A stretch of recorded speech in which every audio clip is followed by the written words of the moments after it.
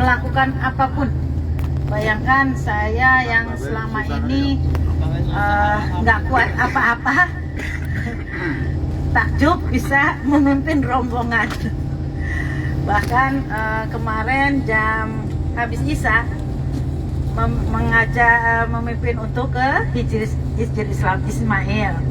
Jam 2-nya bisa berangkat lagi. Padahal setelah Hijri Ismail yang pertama itu badan saya udah sakit semuanya. Dan ditinggal oleh rombongan yang saya ajak karena saya jalannya pelan-pelan. Tetapi sebelum saya meninggalkan Masjidil Haram, saya sempatkan minum air zam-zam. Saya berdoa, ya Allah, tolong beri kekuatan saya untuk bisa mengajak semuanya lagi ke Hijri Ismail yang belum semuanya. Karena ini adalah tugas dan tanggung jawab saya yang harus diselesaikan. Dan alhamdulillah jam 2 bangun tuh nggak ada rasa sakit apapun di badan. Nah, artinya apa? Memang di sini kita dekat dengan Allah, betul-betul dekat, sehingga apapun yang bisa kita lakukan itu sebenarnya semata-mata perbuatannya Allah, ya. Dan saya kepada ibu-ibu ya, khusus ibu ya, saya tidak ngajak bapak yang belum ke Hijri Ismail, insya Allah nanti malam habis jam 8 malam, habis sholat Isya, nanti kita kumpul di WC 3. Pelan-pelan soalnya ini jalan langsung nggak enak depannya. Itu nanti kita habis sholat Isya kumpul di situ ya, kita ke Hijri Ismail. Kemudian yang masih belum sempat juga, nanti jam 2 malam kembali lagi, jam 2 malam saya tunggu di lobi. Kepada ibu-ibu yang ingin nginep di Masjidil Haram, ambil pintu 91, kemudian masuk ke kiri. Kalau kita mau tawaf kan ke kanan, ini ke kiri. Cari perempuan semua, biasanya di kerangkeng ditutupin gitu ya, nggak harus lihat Ka'bah. Di situ kalau tidur kita nggak ada yang lewat-lewat, laki-laki nggak lewat, terus juga lebih nyaman, lebih tertib karena ditutup dengan apa ya mas, sekat gitu ya, dengan sekat. Nah itu disitulah kita bisa nginep di situ. Nanti jam 2 kita bisa tawaf, kemudian sholat tahajud di situ. Nah, itu yang bisa saya sampaikan di Makkah ini. Dan mudah-mudahan ibu masih sehat dan kita saksikan semua ya, betapa keajaiban kita dapatkan. Ternyata betul-betul sampai di sini pun pertolongan Allah. Artinya apa? Di sini ibu-ibu sebagai tamu siapa? Allah. Siapa yang menjamu ibu-ibu? Allah. Siapa yang ngasih makan? Allah. Siapa yang ngasih kamar? Allah. Siapa yang ngasih fasilitas semua? Allah. Nah, kita sedang dijamu oleh Allah. Apakah pantas kalau kita mengeluhkan segala sesuatunya? Ya? Makannya nggak enak. Siapa yang kita sambati itu? Yang kita cela itu siapa coba? Ya, wah, eskalator liftnya mati. Kenapa bisa mati? Jangan bilang kenapa. Manusia aja bisa mati. Itu Allah sedang menguji kita. Untuk siapa sih yang bagus amalannya? Ternyata sedang diservis. Kalau kita sedang baik-baik aja, ya itu bukan ujian. Semua juga bisa. Tetapi ketika diberi sentuhan-sentuhan adalah supaya kita kembali mengingat Allah. Nah ya, diingat-ingat itu betul. Dirawat. Dan satu hal yang bapak-bapak ibu-ibu harus ingat terus, ya, kita harus takut. Apa yang perlu kita takutkan? Bukan kita takut sendirian, bukan kita takut tersesat, ya. Yang perlu kita takutkan, takut ibadah kita tidak diterima. Benar-benar takut, sehingga apa yang kita lakukan itu hati-hati. Misalnya kita beli makanan gitu ya, tahu-tahu udah pilih nyicipin semua, nggak jadi beli gitu kan. Itulah Allah lihat, jangan-jangan gara-gara itu kita menyakiti pedagang, ibadah kita tidak diterima gitu. Jadi atau kita ngomongin orang, nyakitin orang, itu juga hati-hati, takut ibadah kita tidak terima.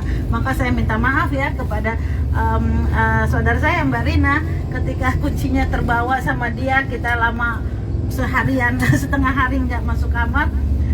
Saya dia minta maaf gitu.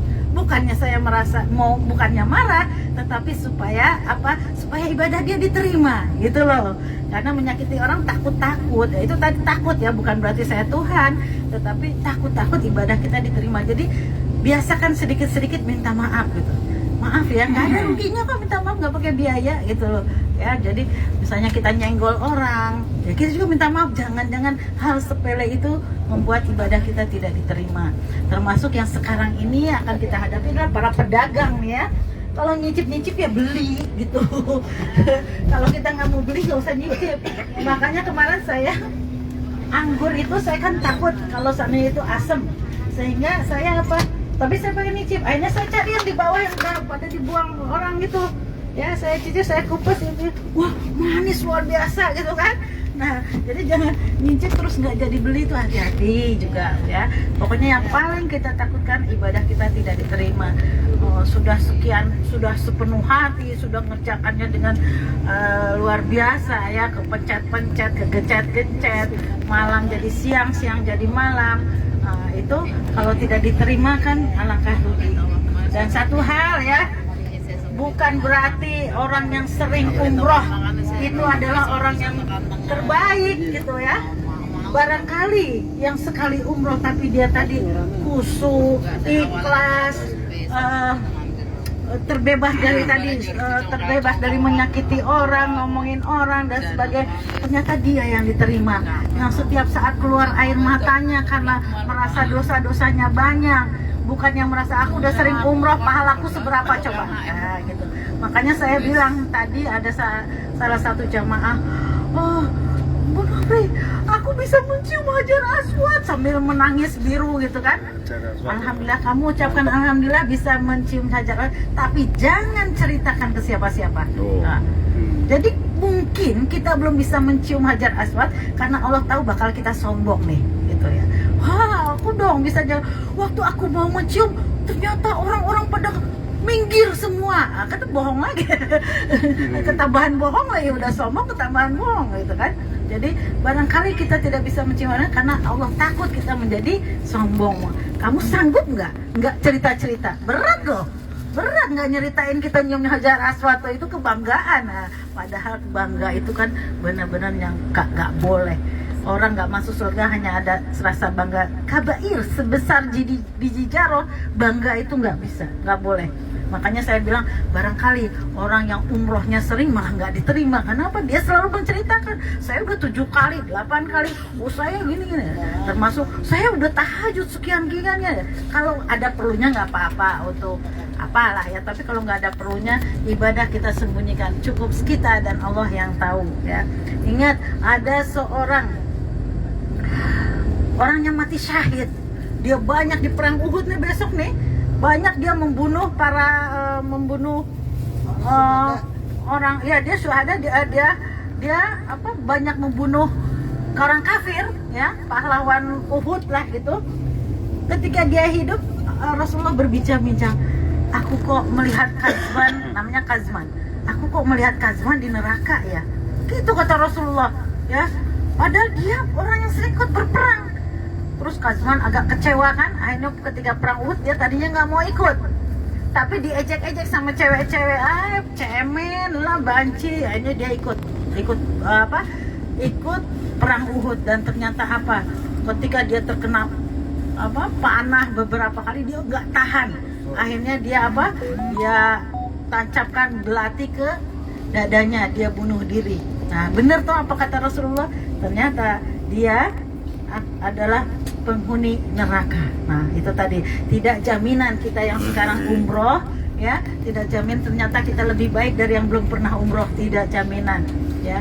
Bahkan saya merasa tuh pengen nangis kan, kakak saya yang tidak jadi umroh, yang harusnya berangkat dengan kita ini, saya merasa dia lebih makbul umrohnya gitu, padahal dia nggak berangkat gitu. Karena apa? Ketika dia sakit pun saya umroh, dia pertama kali saya umroh, padahal dia sakit, dia tahu dia sakit, tetapi dia daftar umroh dan dengan langsung dia bayar. Yang lain susah, dia bayar langsung karena itu tadi begitu rindunya dia kepada Allah dan Rasulullah dan kepada Allah. sebulan, lebih dari sebulan, 50 hari yang lalu dia diambil oleh Allah, dan saya melihat bayangan dia di dalam bayangan saya ya, bukan penampakan itu, bukan, dia itu tersenyum rasanya gitu ya, dia tersenyum, dia bahagia, dan dia diterima umrohnya, mudah-mudahan, amin. Amin, amin ya Nah, Rabbal jadi alamin. itu ya, tidak boleh ada kesombongan bahwa semua ini karena pertolongan Allah, bukan duit kita yang kita bawa ke sini, itu bukan ya. Kalau Allah mau ngambil rezeki kita bisa aja, jadi kita ke sini benar-benar Allah yang menghendaki gitu kan. Nah itu ya, mudah-mudahan umroh kita Allah terima amal ibadahnya. Terlihatnya dari apa sih diterima atau enggak? Terlihatnya nanti kalau sudah kita pulang ke Indonesia, bertambah takwa nggak kita kepada Allah, tambah banyak nggak sedekah kita ya, tambah baik nggak kita, itu aja indikatornya. Kalau kita pulang ke tanah air lebih baik, lebih rajin ibadahnya, lebih mudah menolong orang, bersedekah dan sebagainya, itu tandanya umroh kita diterima. Tapi kalau kita tambah ya, tambah kelihatan aslinya, tambah pelit, tambah sombong, tambah malas beribadah, ya udah kita bisa menilai sendiri ya. Jadi Allah tuh sudah memberi indikatornya apakah umroh kita tidak diterima. Baik ibu-ibu, kita sudah sampai di Jabal Tur. Mungkin Ustadz bisa menjelaskan sedikit ya. Assalamualaikum warahmatullahi wabarakatuh.